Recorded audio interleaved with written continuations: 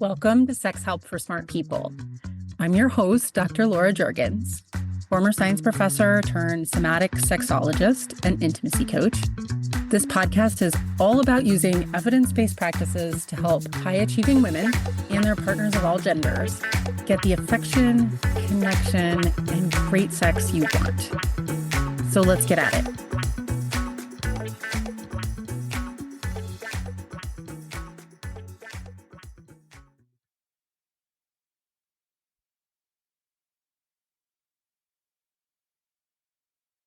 Hello, my friends. Welcome to episode 8. So this is the first in a multi-part series we'll do periodically on relationship skills. We're going to talk about grounding and attuning to yourself, why it is so important just for you and your life, and also for your relationships and your intimacy. And it really is what enables us to feel solid in ourselves and helps other people feel that we are present and safe. It's also the first step to knowing and saying what we want and what we don't want. So let's get to it.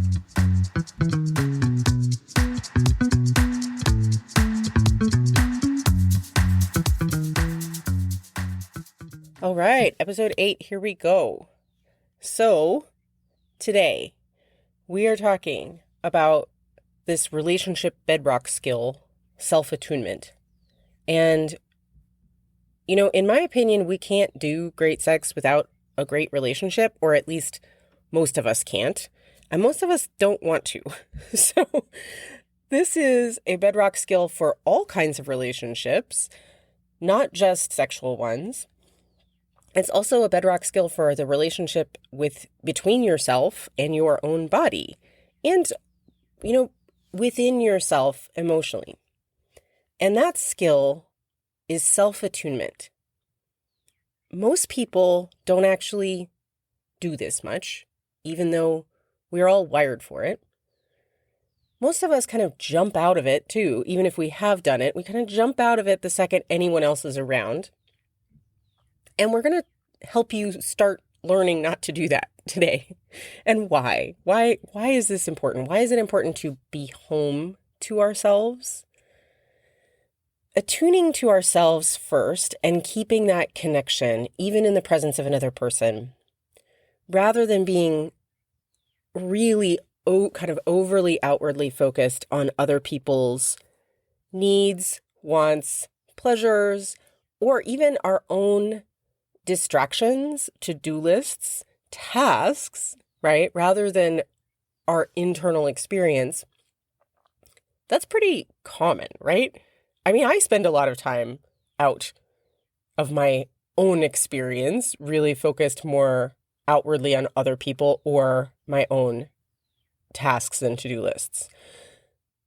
So I think a lot of us, and I used to spend way more time, and now I actually self-attune regularly, and it's been such a game changer in my life. It's really enabled me to be showing up better for myself and for other people. And actually enables me to show up better, I think, for my tasks and my to-do lists, although they're much more balanced now. So if you want work-life balance, this is also a handy skill. But if we're honest, I think most of us spend a lot of time really outwardly focused, and we're not really at home to ourselves. We're not really super aware of what's happening internally, what our activation state is from a non-sort of emergency management place. We do see, and you've probably experienced for yourself or from other people, that sort of emergency management type of attunement where we are in a super triggered state and we're just really, really, really aware of how stressed out or triggered we are, but in kind of a reactionary place, right? Less of a watcher space of, oh, hey, I notice I'm experiencing this. It's not an emergency. These are sensations in my body. This is just something that's happening temporarily, right? That is more self-attunement rather than reaction to a trigger. Okay, so a lot of us either are in that space periodically, that sort of emergency reactionary space, or we are really outwardly focused. And we're going to give you an alternative today to titrate into your life or trickle into your life in little moments that can really increase your connection to yourself and others. And the reason most of us are not actually doing this already, self-attunement, is because we've really just been socialized out of it. Can you imagine as little kids, being told to sit still and pay attention to the teacher, or, to really kind of override our own experience in the moment in order to fit into whatever whatever aspect of society we are experiencing in the moment, right? And there's also this socialized pressure to accomplish, to be productive, to perform, to people please, right? All of those things which, are not wonderful aspects of society in all ways, but certainly do have wonderful things about them. But all of those take us out of ourselves and our own experience. And sometimes we think being connected to ourselves might be somehow selfish, which is, I feel like once upon a time I thought this until I learned better, and I'm really trying to remember how that felt. But once you actually do it, you realize it's not actually selfish at all to be aware of where you are, aware of your emotional state, and sort of not making it into an emergency. It actually enables us to take care of ourselves, to fill our own cups so that we have something to give to other people, to be self-aware enough to not spill out our emotional baggage on others, and to really kind of know. We'll talk more about the sort of 5 major things this does for you in a minute, but it really does help you show up well, both for yourself and for other people. So it's sort of the opposite of being selfish. So the good news is it's really easy to learn and form new habits around self-attunement because it is really innate. And we're going to start today with the exercise rather than put it at the end like normally, because for you to understand what the heck I'm talking about when I say self-attunement, it's going to make a lot more sense if you have just experienced it. So this takes about, I would say, 1 minute normally. You want to do it. You can do kind of a quickie self-attunement in, just a few seconds, but normally you're going to want to take about 1 minute periodically throughout your day, when you notice that you kind of need to, or when you're just starting out learning to build this into a habit. Practice is everything. Today, it'll take about 4 minutes for me just to explain here and guide you through it. So it's best not done while you're driving today to try it out for the first time, although you can do this yourself under pretty much any circumstances once you kind of get what's going on here. But otherwise, as long as you're not driving, wherever you are is perfect. So we'll start with just take 2 nice deep breaths and drop into your body. Just walk down the sort of stairs from the attic of your mind into your body. Take a couple nice deep breaths and ask yourself, where am I on an activation scale? With 0 being completely calm, just utterly at peace, and 10 being fight, flight, panic attack, gonna punch the wall, right? Really super activated. So ask yourself, where am I between 0 and 10 right now? And just let whatever number seems to kind of fit first, just let that be fine. You do not have to, please do not overthink this. Just allow whatever kind of came up for you. And then I want to invite you to ask yourself, ask your body, how do I know? How do I know that's my number? What is my body telling me that is giving me the clues I need to come up with that. So if you're focused right now on your mind or a story you currently have about your current experience in this moment, see if you can just drop back into your body and let your body tell you. Allow any sensations that are there for you. And when this is not familiar, it can be a little hard to feel them at first. So just know any sensations that are present. It's not an emergency. If you have super tight neck or a, ball of sort of fear pit in your stomach, it's not an emergency. They're just sensations. If you have any other physical sensations, physical in source, pain, that kind of thing, it's okay. It's not an emergency. It's just a sensation. But just notice what are the clues that are telling you what your number is on that activation scale? And just allow yourself to breathe into whatever those sensations are in your body and notice them. But just notice whatever their characteristics are without making it a problem, right? So is there a temperature, hot or cold?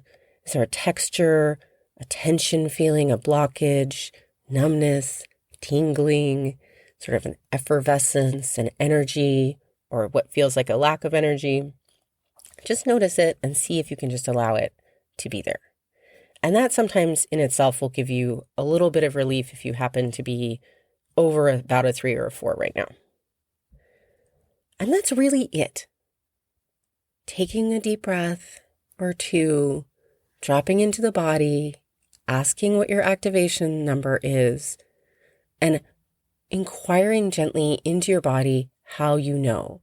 What are the sensations in your body that are telling you what number you are in this moment? That is it. That's all we're going to do for today. Okay, there's other skills to build on this, but this is a really foundational, important, and simple one.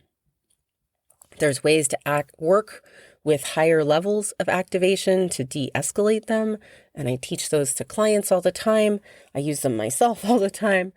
But today, what we're going to focus on is just knowing where we're at, knowing our activation number, and knowing what our body is telling us about our activation state. And then we're going to focus right now, coming up momentarily, on how to use that information for your own good and the good of your relationships. All right. So wherever you're at, remember that it's okay. We are all capable of handling any activation level from 0 to 10. Our body is built for that, and it is all right. Even when you are at a 10 and it doesn't feel all right in that moment, it feels like horrible in that moment, and I see you and I get you. If you are a 10, I'm amazed that you're listening to this, and you're probably not. So most of us are probably less than that right now. But even when you get to that level, even when you're having a full-blown panic, rage attack, whatever, it is okay. It is temporary. And if you allow it to be sensations in the body rather than an emergency in your mind, your body can actually process those sensations and release that flood of chemicals that's causing that feeling. Okay, so what do we do with this information? Wherever you're at on the scale, this is actually wonderful information to have about your experience in this moment. So when you do this, number 1, how to use this. When you do this regularly, it can really support your own authenticity. If you care about that, and I do, I'm a really big fan of authenticity. It's kind of a cornerstone of my personal values. And having grown up in a family of 2, so not a very big family, but a family of 2 plus cats who are very authentic, but with a parent who was really inauthentic and disconnected from herself, authenticity feels so wonderful and safe to me, and I love to just be in that place. Some people, I think, have different relationships to that. But if you want to support your own authenticity, you will always be better able to tell where you're at, right? But also what you want and don't want for real. Because when you've checked in with yourself, you get access to your inner compass, right? You're able to make more authentic decisions, which, side note, is what boundaries eventually, when we get there, which we will, boundaries are all about the authentic decisions you make about what you want to do in various scenarios. And this sort of supporting of authenticity and knowing what you want and don't want, it, in some ways, I'll be honest, it's kind of double-edged, right? So if you don't want to self-attune, it might be, if you notice you have some resistance around it, it might be because you are afraid of having preferences, wants, or things that you don't want that don't align with what you perceive as what somebody else wants. So sometimes, for example, people who are really embedded in a people-pleasing habit can really feel challenged by self-attunement because knowing what you want might possibly conflict with what you think other people want from you. So if that's you, hit me up for a consult and we'll talk. So number 1, self-attuning to support your own authenticity, to know what you want and don't want. 2, self-attune before you interact with other people is doing this, especially for sexy time, but really for any interaction, is so amazing for them feeling that you're present, right? Because actually, what we want to connect with real people. We don't want to connect with the part of them that's trying to people please us, because that actually feels like manipulation, right? They're trying to get a certain response from us in order to validate themselves. It doesn't actually feel super good to the other person when we do that. And instead, being self-attuned can really help us feel home to our partners. If you have codependent tendencies, which many, many, many of us do, so it's nothing to feel ashamed about. It's kind of how we train relationships in our society, at least in the US, is for a lot of codependent tendencies. We tell people things like that we're responsible for other people's feelings, for example, or like little kids in the playground, like you're making him feel bad kind of thing, right? So our society really does train for codependent tendencies. If you have them, you are normal, but also if you want to work on not having codependent tendencies, then working on, first and foremost, self-attunement before you try to attune to others. And then seeing if you can stay attuned to yourself while you practice gently, simultaneously attuning to someone else. And we'll go into this in more detail in another episode on partner attunement and codependence. But just so you know, this is the foundation for overcoming codependence, self-attunement. Also, be aware, so there are because of gender-based socialization, women tend to have more trouble staying self-attuned during intimacy, and men tend to have more trouble attuning to their partner and to themselves emotionally, but tend to be better self-attuned physically. And that's just because they've been given more permission for that through socialization. But everyone, regardless of gender socialization, needs the foundation of self-attunement first. So, number 3, use self-attunement to set up easy rules for yourself around tough decisions and conversations based on your emotional capacity. This is really important, everyone. I didn't know this for a long time. I was one of those people who, when I got upset, I wanted to hash it out. I really wanted to kind of get it out by dealing, quote unquote, with it with my whatever conflict partner. And I also have a tendency to want to make really dramatic decisions when I am really activated. Thinking that they are going to, the thought is, right, the subconscious thought is somehow this is going to rescue me from feeling so activated in this moment, which is, again, just uncomfortable sensations in the body, but they often can feel like emergencies, right? And it can feel like, especially if you are somebody who has some sort of anxious style attachment, oftentimes those folks, or kind of disordered attachment where you have anxious and avoidant together, which was me, I will admit. Both of those patterns, as opposed to the sort of purely avoidant people, and we will talk more about attachment styles in the future, but this is just, if this sounds familiar and you're kind of aware that that might be you, if you tend to have some sort of anxious attachment, know that you are going to tend to want to jump in when you are really activated with somebody. But if we are over a 3, I know that sounds low, right? That's pretty close to calm. If we are over a 3, what that means is that the thinking part of your brain, your executive function center, your prefrontal cortex, is really not working.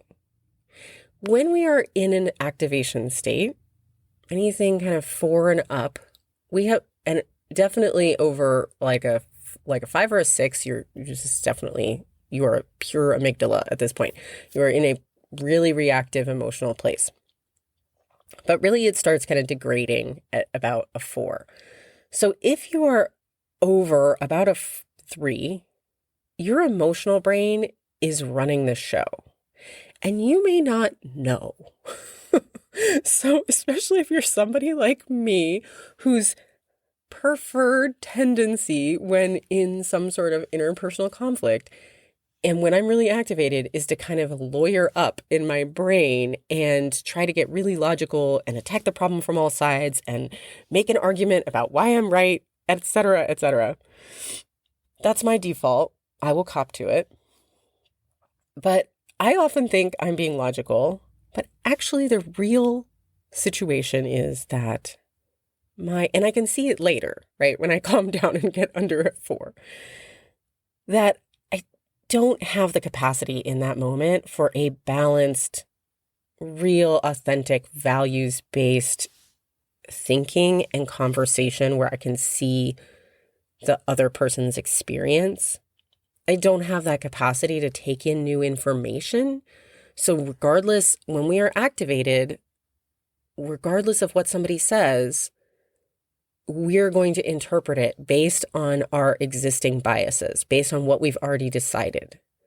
Okay? We're not going to take in new information well. We're not going to process it well.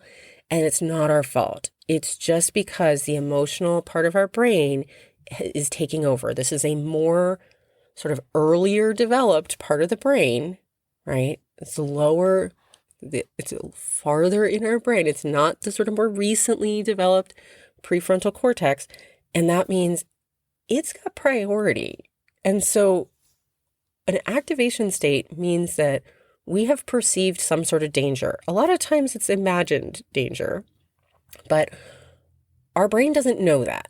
Okay, our brain is perceiving danger, it's reacting from that space, and we are not capable of higher thinking. It is not the time to make major decisions or have emotional conversations. It is not the time to, raise an issue with an employee when you're really pissed off about what just happened. Okay? When, not the time to talk to your kids about their grades, right? When you're really activated, having found they just failed their math class for the 3rd time, right? Not the time to tell your partner you want to open the relationship. Please don't have really difficult conversations when you are over a 3. At least not if, you can do it if you're only ever after personal gratification in the moment. But if you actually want good outcomes for yourself, if you want to have a useful conversation that actually helps the situation, do not do it when you are over a 3. And don't ask somebody else to do it when they're over a 3 either, right? If you're pissed off about your partner never doing the dishes, it is not the time to have the conversation about it when you are actually really mad, okay? If you're feeling really hurt about not getting as much affection as you want in your relationship, work to calm yourself. Do whatever you need to do to take care of your nervous system to get under a 3 before you have that conversation.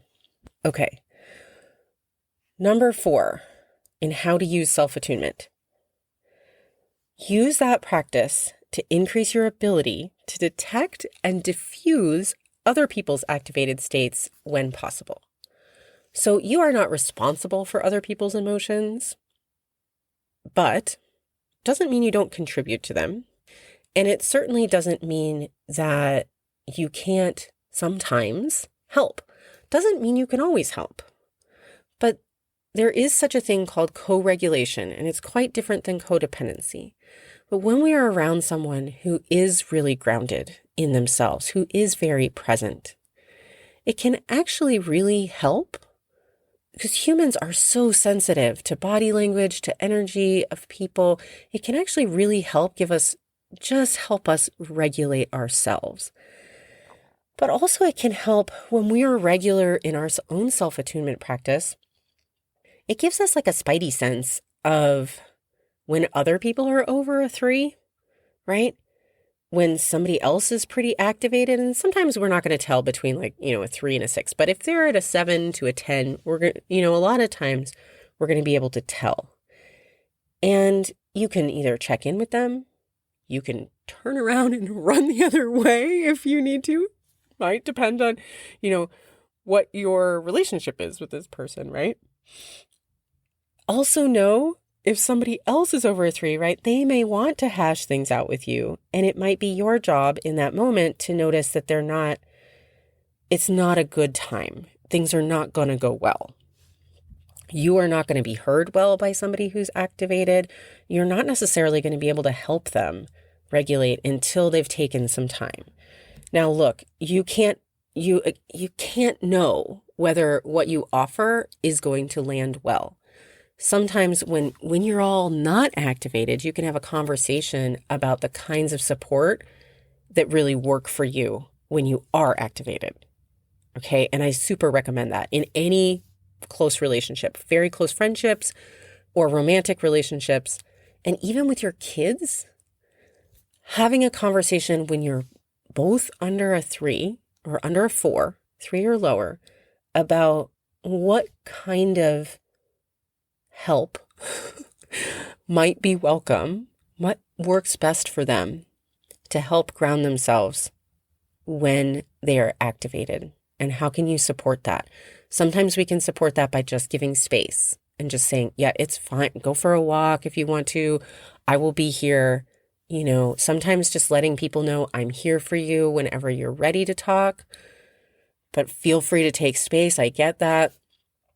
Sometimes somebody might want a hug and you can offer, hey, would it help you to have a hug right now? Would it help you just to sit on the couch together for a minute? So sometimes physical connection can help support de-escalation, and people can learn that when they do this kind of exercise, right? The self-attunement.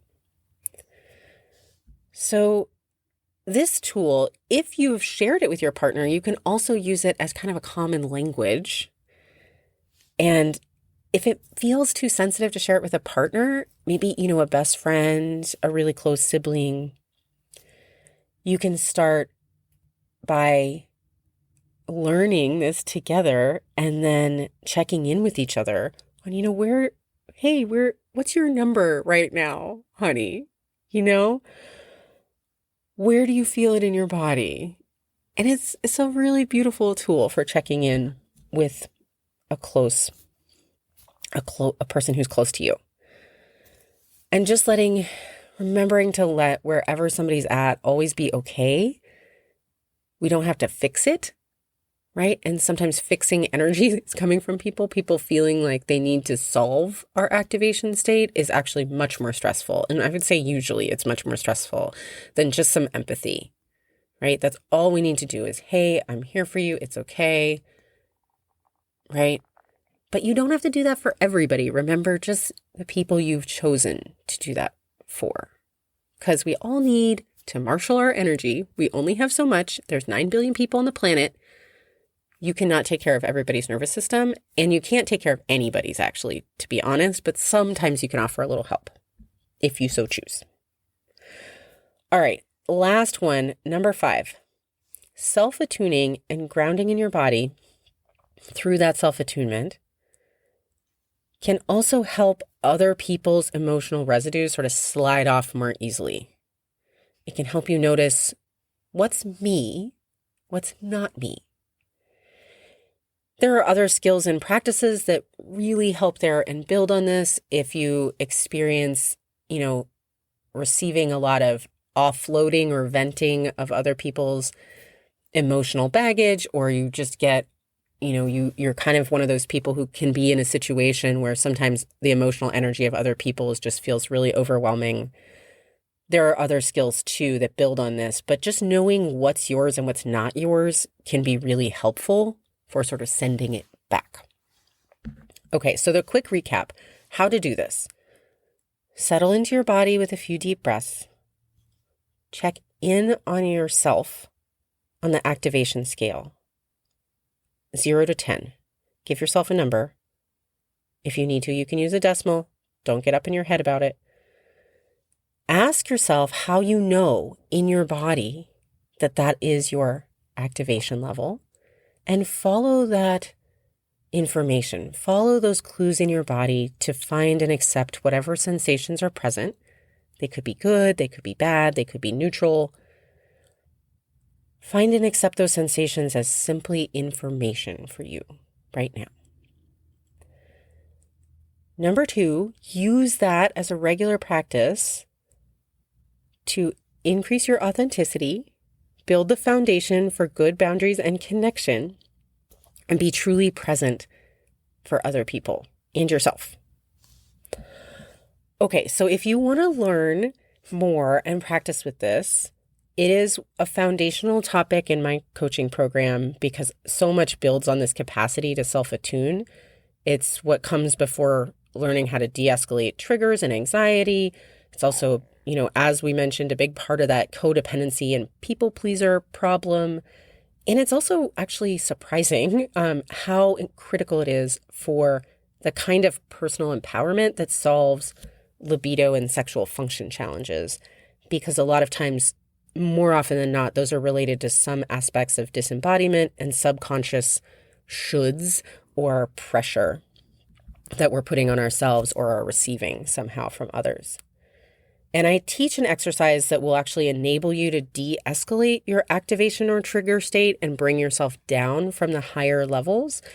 It's pretty easy, but it's a bigger bite than we have here today in the podcast. So if you want to learn that, consider joining me for an upcoming free webinar on emotional self-regulation.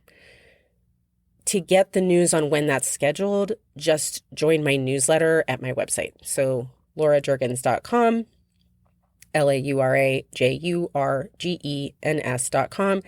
And you just get on my list. You'll get free events, announcements, first dibs on new courses and workshops, and you'll get a free mini course on touch play too when you join. So do that if you want more information on de-escalation. But just focus right now, for sure on checking in with yourself, giving yourself that number, allowing whatever sensations are in the body that are underlying that number to be there. And it will really be, it's kind of a magic game changer.